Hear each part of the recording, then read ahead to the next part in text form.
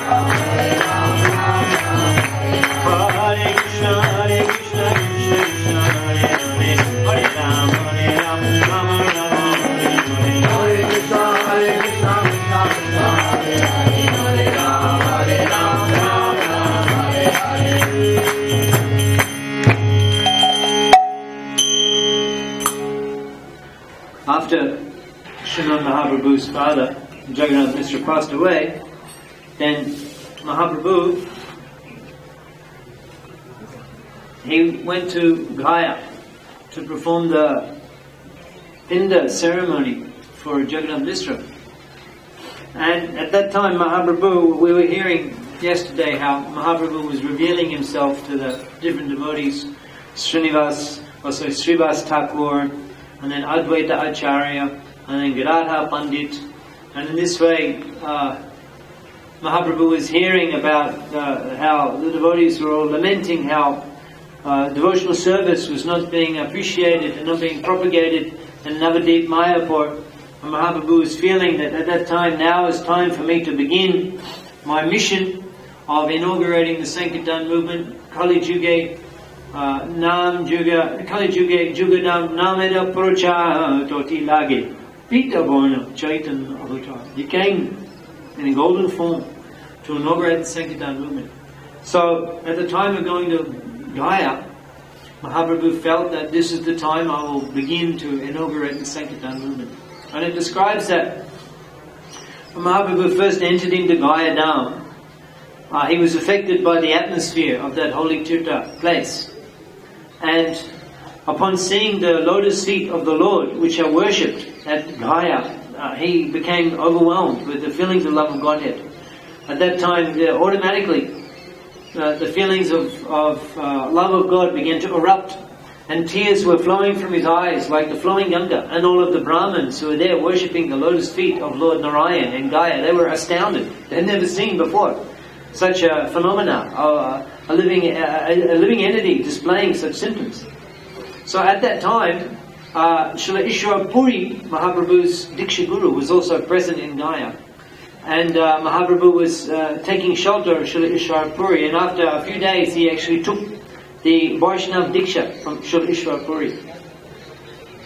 And the feelings of love of Godhead even began to erupt in him more so after taking the mantra, Diksha mantra from Srila Ishwar Puri Prabhupada. So then, I think I mentioned to you that from that place Mahaprabhu, he couldn't sleep at night, he was already crazy for Krishna, and he began for Mathura. He left the students, his students were there, accompanying, he left, and I'm going to Mathura. He just left. And a voice from the sky said, no, now is not the time to go to Mathura. You have to go back to Mayapur, and you have to establish the Sankirtan mission and preach.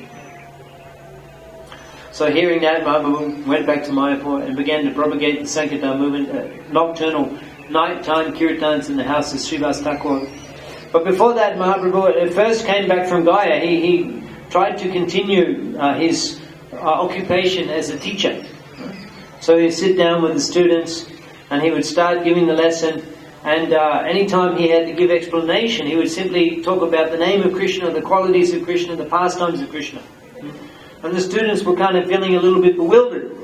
And at the end of the class, Mahaprabhu would ask, so how was my class today? The students would say, you're not really following the curriculum anymore. So the students, being a little confused, they went to Gangadas Pandit. You remember Gangadas Pandit? Yesterday, the day before, we were hearing how Jagannath Mishra took small Nimai to the school of Gangadas Pandit, and he initiated him, began his studies. So Gangadas Pandit was the teacher. And the students said, Nimai is not the same anymore. He used to be so debate and powerful, and he would challenge all the scholars and defeat them, and now he's giving different type of class. Gangadas Pandit said, I know what to do. I will rectify it. He called him on. He said, this is very nice. You have become a devotee. This is wonderful. We are all in Mayapur. Everyone is so pleased. They're all devotees. And now you've become a devotee. Our desires have been fulfilled. But that doesn't mean you're not going to carry on with your work, your livelihood. He said, your father, he was a great devotee, but he was also a teacher of the Sanskrit and grammar. In this way, you have to go about your responsibilities in life, like a dutiful householder. You have your mother, you have your wife, and your grandmother. Your grandfather, on the mother's side, Nilambara Chakravarti, he was a great scholar, renowned in the land, but he was a devotee, but he was a great scholar. So in this way you carry on with your occupation, and you be a devotee, and you will please all of your ancestors and everybody. And Nimai said, yes. Got a little carried away in the beginning there, and now yes, I'm right. So for a few days again he was in the school, again he was like before, he was challenging the other Mishras and the Bhattacharyas and defeating them. Who is there who can stand and refute my arguments? And all the students, again, Nimai, like before again. The Dvijamani, the jewel of the Brahmin Pandits. Pandit Shiromani, Uttapok Shiromani. And then, one afternoon, they were there on the bank of the Ganga. Nimai was giving his class. And he heard from the house of one devotee. A devotee's name was Acharya Ratna. He heard that devotee reciting verses of Srimad Bhagavatam. When those verses of Srimad Bhagavatam entered into the ears of Nimai, immediately feelings of prema began to erupt. He tried to contain himself, he couldn't. Tears flowing from his eyes, he's rolling, he's shivering. A palpitating body, he's on the ground unconscious for many hours, all of the students trying to revive him. Jai Gauda Sri Gauda Madhurya Leela Cha Akane Probeshila Hridoya Nirmal Bhelotar. Just by hearing Sri Gauda Madhurya Leela, these sweet pastimes of Chaitanya Mahaprabhu, Ja Arkane Probeshila, those whose ears these pastimes enter into, Hridoya Nirmal Bhelotar. This purifies the heart completely of all material contamination.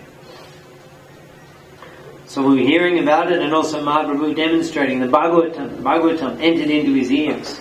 He became completely overwhelmed, lost awareness of the world around him. And then after coming back to consciousness, he said to the students, what happened? What did I say in the class? And they said, well. So then Mahaprabhu, he closed his books and he said, I'm sorry, I've tried, but I cannot carry on in this way. My interest only is to search out Govinda, Vanamali, Bangshidari, Nanda Dulal. I have no other interest, I have no other thought, I have no other activity, I have no other purpose in life. I cannot teach you anymore. I'm sorry. He closed his book. You find another teacher. And when the students heard this, they said, find another teacher? How could we possibly accept another teacher after having you as our teacher? If you will not study anymore, if you will not